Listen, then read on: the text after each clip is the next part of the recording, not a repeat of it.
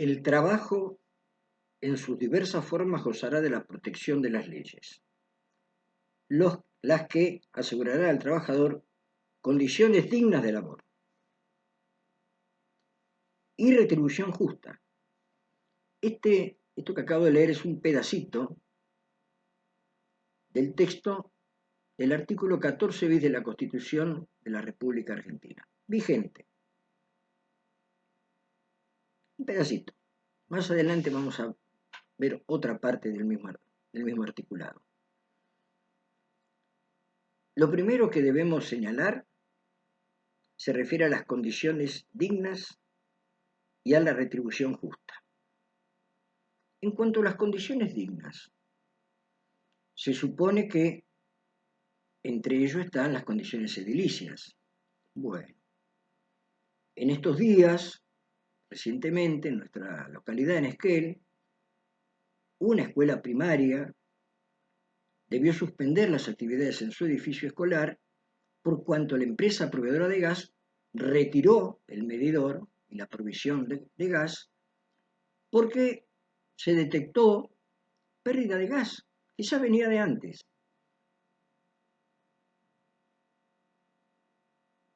Días después, más recientemente, en nuestro momento actual, sucede algo similar en otra escuela primaria de Esquel.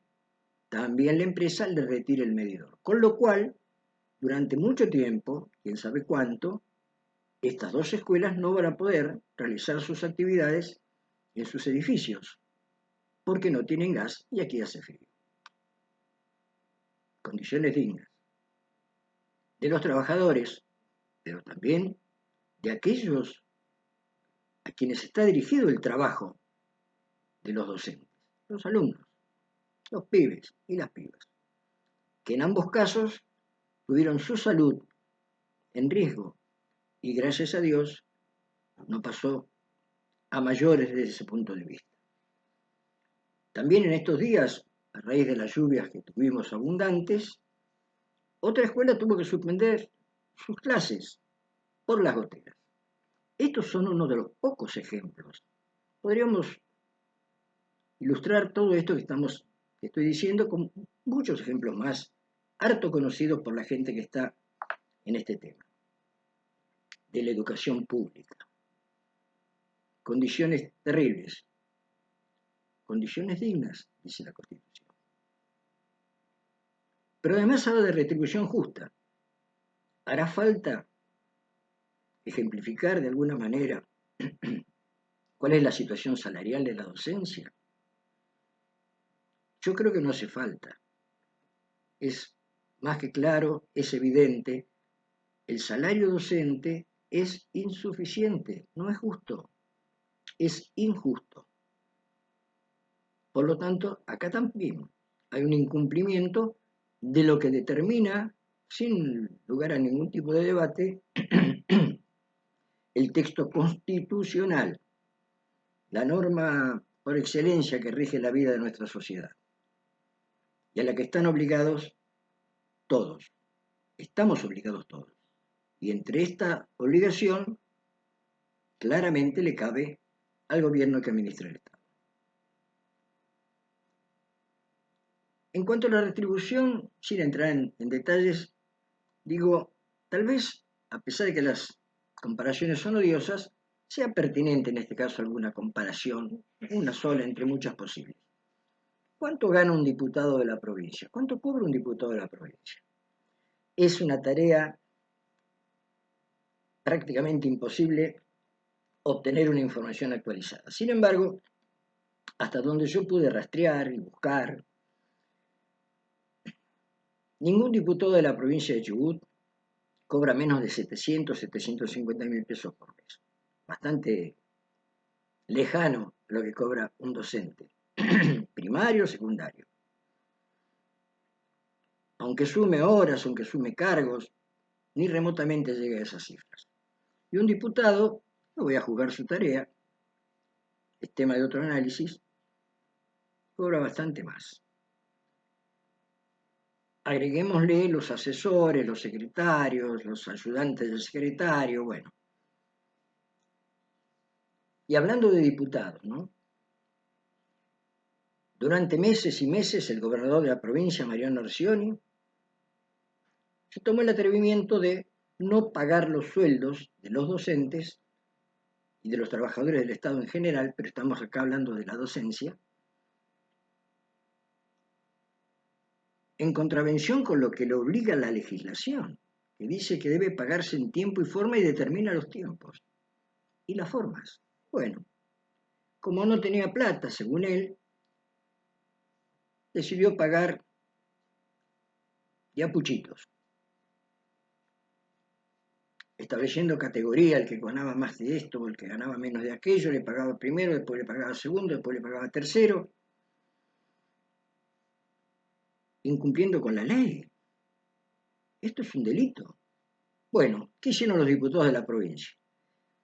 En primer lugar, sancionaron una ley que lo obligaba al gobierno de la provincia a pagar intereses por estas moras, para compensar de alguna manera lo que sufríamos los trabajadores, que al no cobrar en tiempo y forma no podíamos pagar nuestras obligaciones en tiempo y forma, y esto generaba, frente a distintas obligaciones, intereses.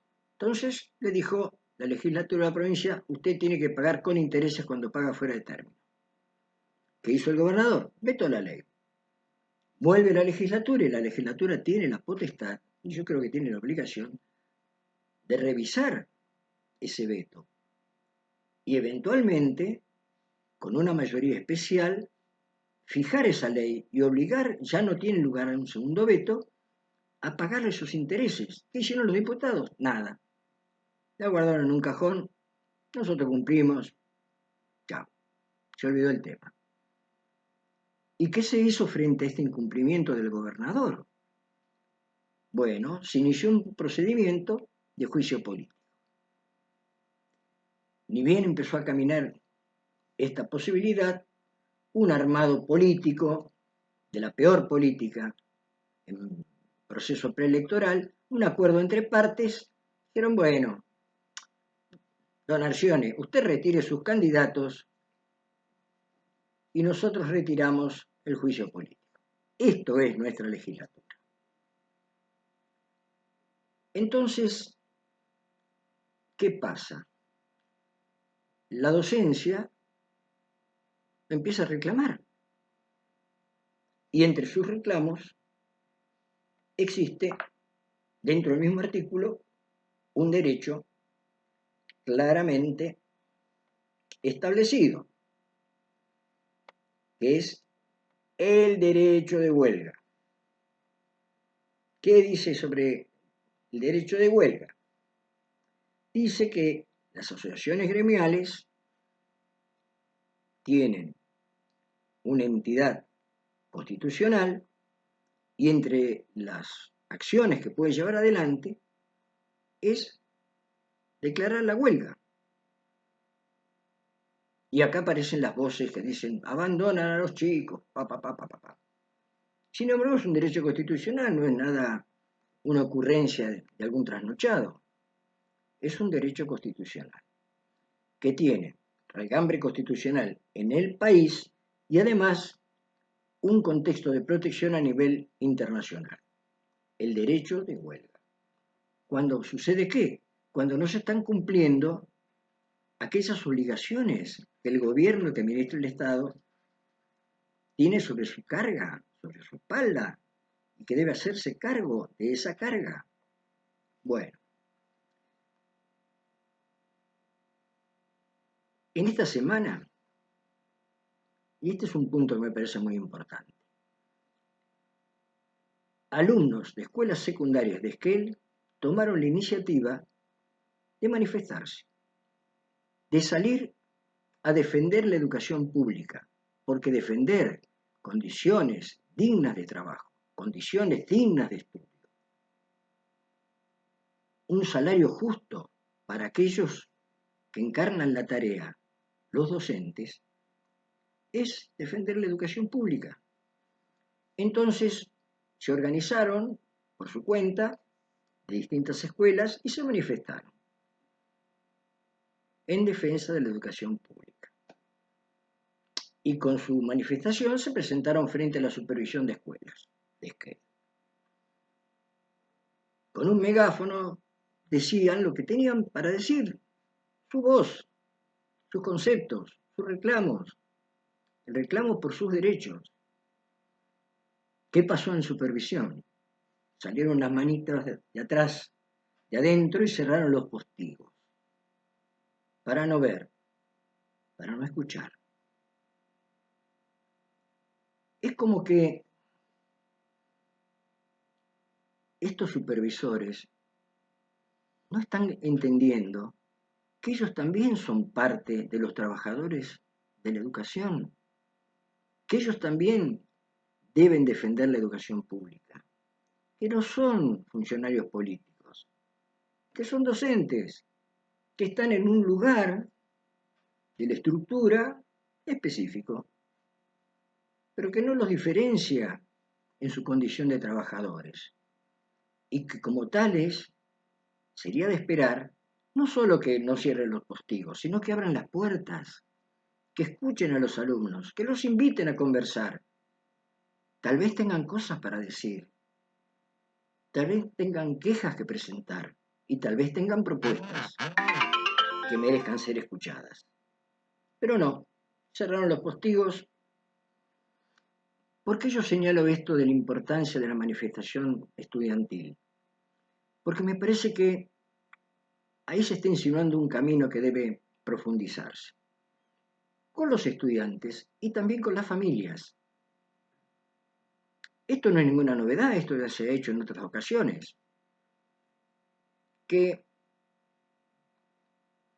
de nuestro lado, del lado de la docencia, es imprescindible que se converse con los estudiantes y con las familias, que se los invite, que se los acerque, que se acerque la docencia a la familia para explicarles las razones de su queja, las razones de su lucha, de nuestra lucha, y escucharlos, porque a lo mejor también de ahí pueden surgir alternativas que de algún modo alivien los efectos no deseados de la protesta, aquellos que impactan en los alumnos, que tal vez haya pibes y pibas, sean niños, sean jóvenes, o familias, que necesiten que a pesar de la situación de huelga, de paro docente, se los pueda asistir de alguna manera, se los pueda contener de alguna manera. Esto debe surgir del diálogo.